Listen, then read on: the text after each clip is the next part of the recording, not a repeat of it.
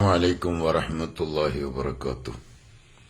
ആത്മീയ പൂന്തോപ്പിലെ ആദരണീയ വ്യക്തിത്വം, യുഗയുഗാന്തരങ്ങളിലെ ഇതിഹാസപുത്രൻ, റഈസുസ്സാഹിദീൻ ബഹുമാനപ്പെട്ട CM വലിയുല്ലാഹി ഖദ്ദസുല്ലാഹു സിർറഹുൽ അസീസ് മഹാനവറുകളുടെ ആണ്ടുമാസമാണല്ലോ ഇത്.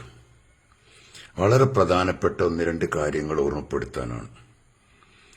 വളരെ വിഷമമുള്ളൊരു കാര്യം, ജീവിതകാലത്ത് CM വലിയുല്ലാഹി തങ്ങളെ കാണാത്ത, പരിചയമില്ലാത്ത പുതിയ പുതിയ ആളുകളൊക്കെ വന്നിട്ട് മഹാനവറുകളെ ജനമധ്യത്തിൽ ഇല്ലാത്ത കെട്ടുകഥകൾ പറഞ്ഞ് ജനങ്ങളിലുള്ള വിശ്വാസം പോലും നഷ്ടപ്പെടുത്തുന്ന വീഡിയോകളും ചർച്ചകളും കാണുമ്പോൾ വല്ലാത്ത സങ്കടം തോന്നാറുണ്ട്.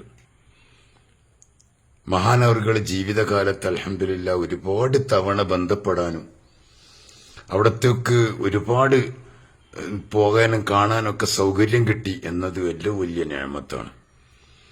പക്ഷെ ആരും അറിയാത്ത കുറെ ആളുകൾ ഇപ്പൊ വന്നിട്ട്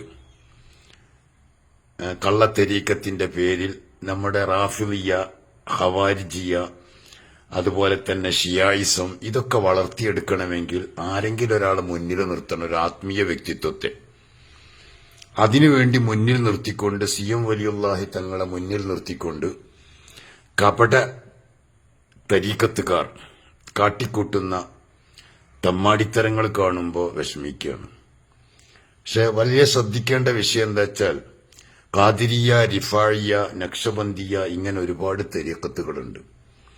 ഈ തെരീക്കത്ത് ഒരാൾ പിടിച്ചാൽ, അതിന്റെ ഒരു ഇജാസത്ത് മേടിച്ചാൽ അവർ നന്നാവുകയാണ്, ദിക്റ് ചൊല്ലി നന്നാവുകയാണ്. കൽബിൽ കിബുറും കുനുറ്റും അസൂയയും തെറിയും ഒക്കെ ഒഴിവാക്കുകയാണ്. കള്ളത്തെരീക്കത്തിന്റെ ഏറ്റവും വലിയ ലക്ഷണം എന്താന്ന് വെച്ചാൽ, ആ തെരീക്കത്തിൽ കുടുങ്ങിയവരൊക്കെ തെറിയും ഗുണ്ടായിസവും ഓവറാവുകയാണ്, കിബുറും ഓവറാവുകയാണ്. ഹാഫിദ് കുരുവട്ടൂരിന്റെയും നൌഷാദിന്റെയും കുഞ്ഞായ്മന്റെയും മറ്റേ അൻവരിയുടെയൊക്കെ സംസാരം കേൾക്കുമ്പോൾ അത് വ്യക്തമായി മനസ്സിലാകും. കുറെ ആളുകൾ അവരുടെ ജീവിതത്തിൽ 24 മണിക്കൂറും ബഹുമാനപ്പെട്ട സുൽത്താൻ ഉലമ പറഞ്ഞ പോലെ ഗീബത്ത് തരീക്കത്ത്, ഒരാൾ തരീക്കത്തിൽ കയറിയാൽ അയാളുടെ നേതൃത്വത്തിൽ നന്നാവണം എന്നുള്ള എല്ലാവരും ഉദ്ദേശിക്കുക. എല്ലാവിധ ആരൊക്കെ എന്തൊക്കെ പറഞ്ഞോട്ടെ, പക്ഷെ ഞങ്ങളെ റൂട്ട് ക്ലിയർ ആയിട്ട് മുന്നോട്ട് പോകണം എന്ന് ചിന്തിക്കലാണ് യഥാർത്ഥത്തിൽ തരീക്കത്ത്. ശരീഅത്ത് എന്തെന്നറിയാത്ത കള്ളത്തരം മാത്രം ജീവിതത്തിൽ പറഞ്ഞു പഠിച്ചൊരു വ്യക്തി തെരീക്കത്തെറ്റ് നടക്കുമ്പോൾ തീർച്ചയായിട്ടും അതിന്റെ പിന്നാലെ കൂടുന്ന ആളുകൾ ഇനി പറഞ്ഞിട്ട് കാര്യമില്ല, അവരെ പിന്മാറ്റാൻ കഴിയില്ല. അതിന്തൊക്കെ ശരീഅത്ത് വിരുദ്ധമായി കണ്ടാലും അതിനൊക്കെ ന്യായീകരിക്കാവുന്ന ഒരു പൈശാചികമായ പിടി അവരുടെ കയ്യിലുണ്ടായതുകൊണ്ടാണ് എന്ത് കാട്ടിയാലും, ഷെയ്ഖ് എന്ത് കാട്ടിയാലും പിന്നാലെ കൂടാൻ ഇവർ തയ്യാറാവുന്നത്. പൂക്കടശ്ശേരി ഒരു റഹീം ഉണ്ടായിരുന്നു, കള്ളത്തരീക്കത്തായിട്ട് നടന്നിരുന്നത്.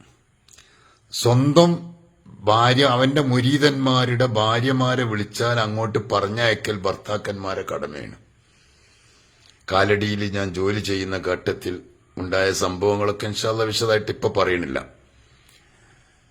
അതാണ് അവരവസാനം അതിനെതിരെ സ്ത്രീകളുമായിട്ടുള്ള സ്ത്രീലമ്പടത്വം കാണിക്കുന്നത് കൊണ്ട് നമ്മുടെ KKM സാദി ഉസ്താദ് പെരുമറ്റത്ത് ജോലി ചെയ്യുമ്പോൾ അതിനെതിരെ ശക്തമായി പ്രസംഗിച്ചതിന്റെ പേരിൽ അദ്ദേഹത്തെ കുത്താൻ വന്നു, കൊല്ലാൻ വേണ്ടി വന്നു. പക്ഷെ റഫീഖ് എന്ന് പറയുന്ന സഹോദരൻ KKM സാദി ഉസ്താദിനെ തടുത്തതിന്റെ പേരിൽ റഫീഖ് എന്ന സഹോദരൻ മരണപ്പെട്ടു. അല്ലാഹു തആല ഖബർ സ്വർഗമാക്കി കൊടുക്കട്ടെ. SSFന്റെ പ്രവർത്തകൻ.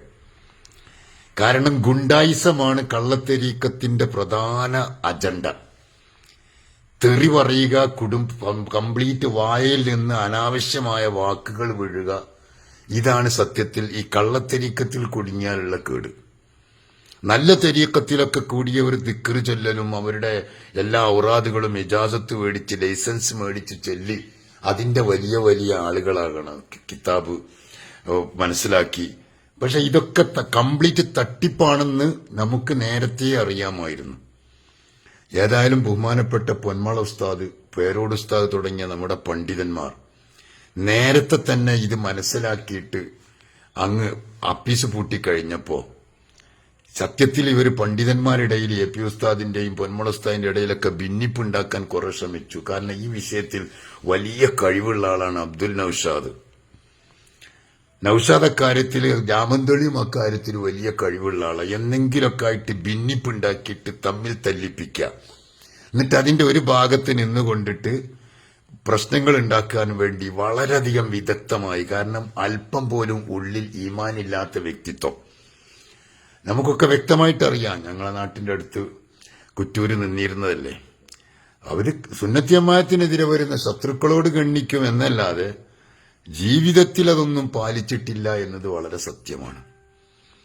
അപ്പോ നിലനിൽപ്പ് വേണം, എവിടെങ്കിലും ഒന്ന് നിലനിൽപ്പ് വേണം. കാരണം ഈ കുത്തിത്തിരിപ്പായിട്ട് സംഘടനയിൽ നടക്കില്ല എന്ന് കണ്ടപ്പോ സംഘടനയിൽ നിന്ന് പിടിച്ച് പുറത്താക്കിയപ്പോ എവിടെങ്കിലും ഒരു പിടിച്ചു നിലവാണല്ലോ. അതിനുവേണ്ടി ഈ കള്ളന്റെ കൂടെ കൂടിയതോടുകൂടെ നൌഷാദിന്റെ സ്വഭാവം മാറി, സംസാരം മാറി, എല്ലാം ചേഞ്ചായി. നൌഷാദ് തന്നെ ഓന്റെ കേസറ്റുകളൊക്കെ കേട്ടാൽ മനസ്സിലാവും.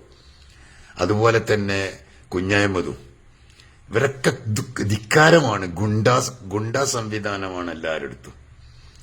അള്ളാഹുവിന്റെ ദീന് ഇല്ലാമൻ അത്തല്ലാഹ ബി ഖൽബിൻ സലീം, ശുദ്ധിയുള്ള കൽബുമായി അള്ളാഹുവിന്റെ അടുക്കിലേക്ക് ചെല്ലേണ്ട ആളുകൾ ഈ ഗുണ്ടായിസവും തെറിയും പറഞ്ഞിട്ട് എന്ത് തെരീക്കത്താണെന്ന് എനിക്കൊരു പിടുത്തമില്ല. പക്ഷെ അതൊന്നും പിന്മാറൂല. കാരണം അത് ആത്മീയമായ ഒരു കെണിയിൽ പെട്ടുകഴിഞ്ഞാൽ അത് കള്ളനാണെന്ന് അറിഞ്ഞാലും അവർ പിന്മാറൂല. കളന്തോട് ഒരു തങ്ങളുണ്ടായിരുന്നു കള്ളത്തെരീക്കത്ത്.